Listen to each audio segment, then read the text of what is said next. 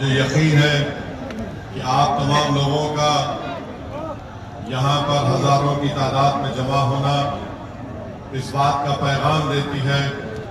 कि इंशाअल्लाह ताला 9 तारीख के दिन इस विधानसभा से बीना कंडी से आप न सिर्फ इस विधानसभा से बल्कि उन तमाम 29 असेंबली के कॉन्स्टिट्यूंसी से जहां से मौलाना बदरुद्दीन अजमल साहब के कैंडिडेट इंतखाबात में हिस्सा ले रहे हैं,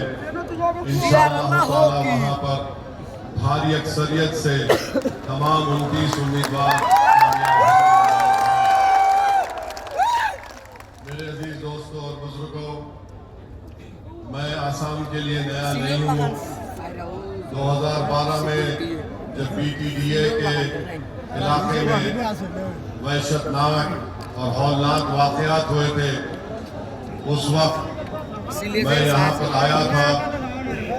और हैदराबाद से मैं अपने साथ 10-12 डॉक्टर्स की टीम को लेकर आया था और करीब 8 से 10 दिन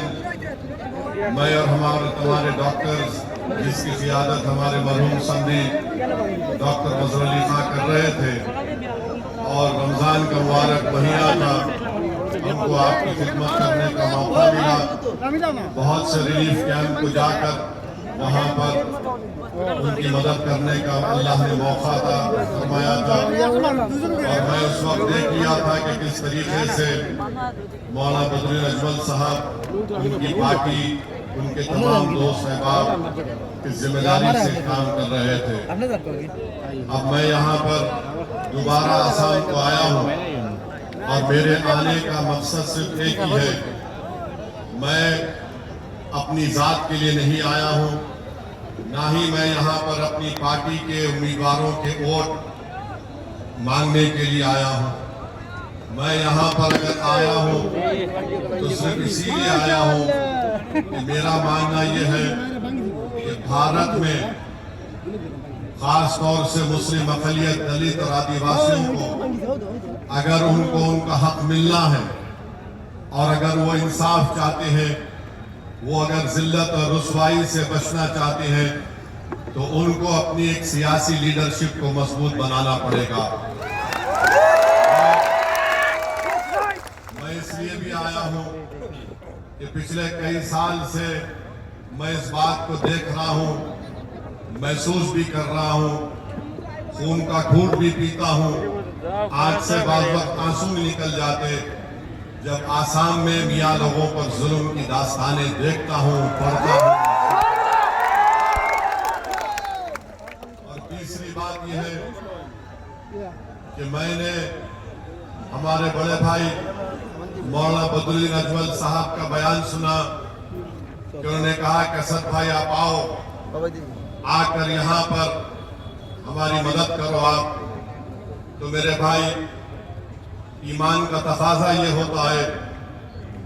कि अगर किसी के जिस्म के किसी हिस्से में दर्द होता है, हमारा ईमान उसी वक्त मुकम्मल होता है जब हम आपके दर्द को, आसाम के मियाँ लोगों की दर्द को हैदराबाद में बैठ कर महसूस करेंगे। चौथी बात यह है कि बड़ी मुसीबतों से, मुश्किलात से, ईसार और कुर्बानियों से आपने यहाँ पर अपने एक सियासी लीडरशिप को पैदा किया। अभी मौलाना बदरुद्दीन अजमल साहब अपने मुख्तसर से खिताब में फरमा रहे थे कि हज़रत मौलाना सद मदनी साहब रहमतुल्लाह अलैह की ऐन ख्वाहिश के मुताबिक उनके हुक्म पर इस पार्टी की तश्कील दी गई थी। तो मुझे रोकने की बहुत सी कोशिशें की गई। बहुत से लोग कांग्रेस के भी थे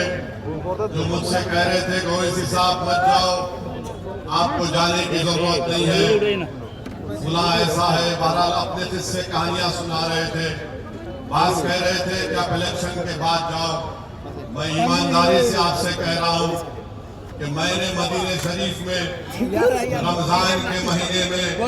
नमाज इस्तिखारा किया और मैंने कहा अल्लाह, मैं नमाज अदा कर रहा हूँ इस वास्ते के क्या मैं आसाम में जाऊं और अगर जाऊं तो अजमल साहब की मदद करूं या नहीं जाऊं। अल्लाह ने मुझे मौका दिया आपके दरमियान में आने का, और मेरी अल्लाह से दुआ है कि अल्लाह सुब्हानहू व तआला आप तमाम पर अपनी रहमतों को, अपने फजल को नाजिल करे, और अल्लाह सुब्हानहू व तआला आसाम के मुसलमानों की मुसीबतों का खात्मा कर दे, और जो लोग जुल्म कर रहे हैं अल्लाह उनको इस जुल्म से रोक दे, अल्लाह उनको हिदायत दे। अगर वो जुल्म करते रहेंगे तो फिर अल्लाह उनको देख लेगा इंशाअल्लाह।